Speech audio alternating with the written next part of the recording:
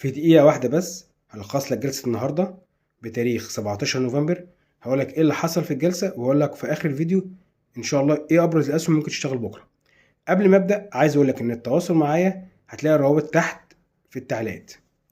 النهارده السيوله كانت حوالي 7 مليار، سيوله جيدة جدا. المؤشر التلاتيني اغلق عند 41,000 رغم الهبوط، لان حتى الان احنا المؤشر صاعد مفيش اي مشكلة.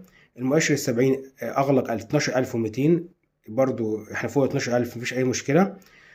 ابرز القطاعات النهارده اللي دخلت فيها السيوله كان قطاع البنوك وقطاع العقارات وقطاع المواد الاساسيه.